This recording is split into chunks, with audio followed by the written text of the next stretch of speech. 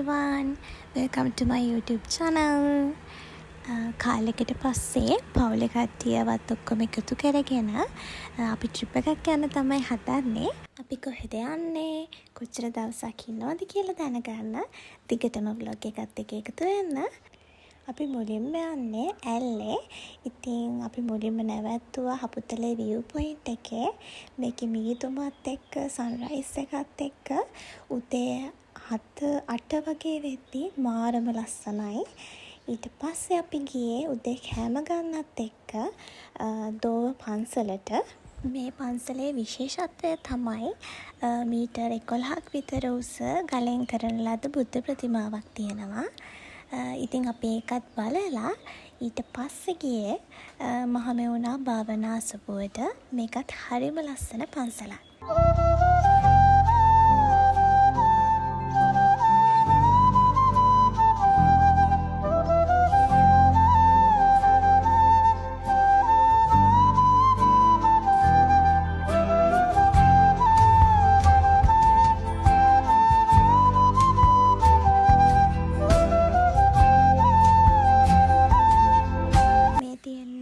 භාවනා අසපුවම කරන කුරක්කන් කැඳ දන්සලක්. මම්මගේ ජීවිත කාලෙම බීපු රසම රස කුරක්කන් කැඳ එක තමයි මේක. ඒ තරම්ම රසයි.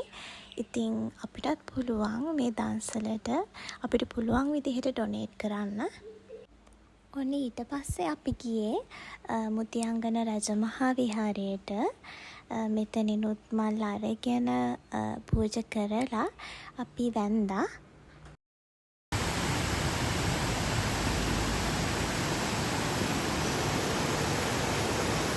ඊගාවට අපි බලන්න ආවේ රාවණා ඇල්ල. ඉතින් රාවණා ඇල්ලත් බලලා අපිට මෙතනදී බත් එකක් උයා ගන්න තිබ්බා.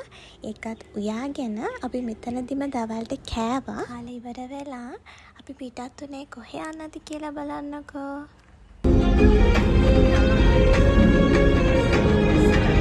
දුර ගමනකට පස්සේ ඔන්න අපි ආවේ කතරගමට. අවතින තැනට ගිහිල්ලා වොෂ් දාලා ලෑස්ති වෙලා අපි කෙළෙම්ම ගියේ කතරගම දේවාලේ වඳින්න.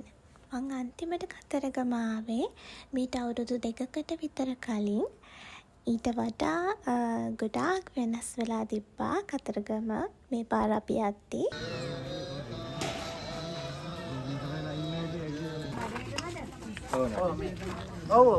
එකම නඩි.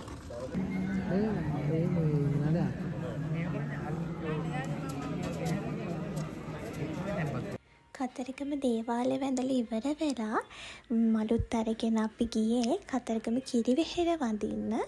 අපි ගියේ රෑ වෙලා වුණාට ඒ වෙලාවෙත් කිරිවෙහෙර වඳින්න ගොඩාක් සෙනග ඇවිල්ලා හිටියා. ඉතින් අපි ගෙනියපු මල් පහන් පූජා කරලා වැඳලා අපි කෙලින්ම ගියේ නවතින තැනට. ඉතින් නවතින තැන නම් වීඩියෝස් මුකුත් මට ගන්න බැරි වුණා.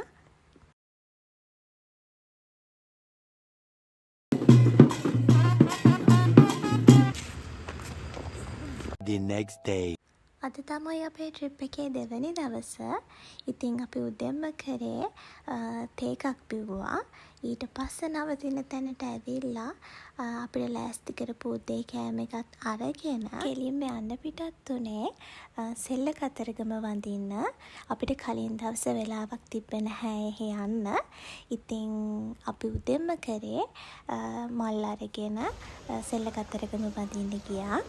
ඊට පස්සේ එතනින් පොරිත් අරගෙන අපි මාළුන්ටත් කන්න දැම්මා.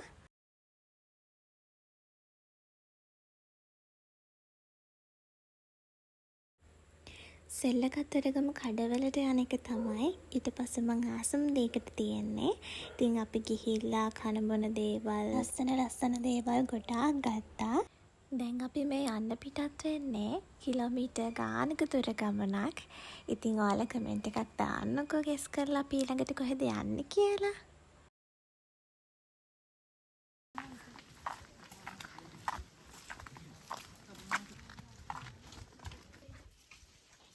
අපි ඊළඟට ආවේ අම්පාරේ. අම්පාරේ තියෙන බුද්ධංගල කියන ආරණ්‍ය සේනාසනයට තමයි අපි මුලින්ම ගියේ. හාමුදුරුවරු භාවනා යෝගීව වැඩ ඉන්න පන්සලක් තමයි මේ තියෙන්නේ. හරිම නිස්කලංකයි, කිසිම සද්දයක් නැහැ. මට මතක විදිහට බැලුම්ගල කියන කන්ද තමයි ඊට පස්සේ අපි නැග්ගේ. ඊටත් පස්සේ අපි ගියේ ඔකත දේවාල බලන්න. අපි ඊට පස්සේ මෙතනින්ම නැවතිලා තමයි කේක් කාලා තේ බිව්වේ. බලන්නකො ඉතින් අපිට හම්බෙච්ච යාළුවෝ ටික. අපිට හවස් වරුවේ වෙලාවක් තිබ්බේ නැහැ ආරුගම්බ බීච් එකට යන්න.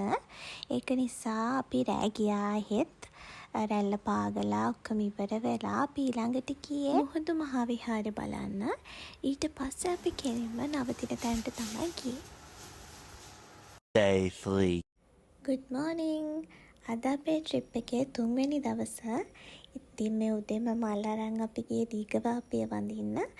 දීඝවාපි චෛත්‍ය මේ දවස්වල හදන ගමන් ඉන්නේ. ඉතින් අපි ගිහිල්ලා ඒකටත් උදව් වුණා.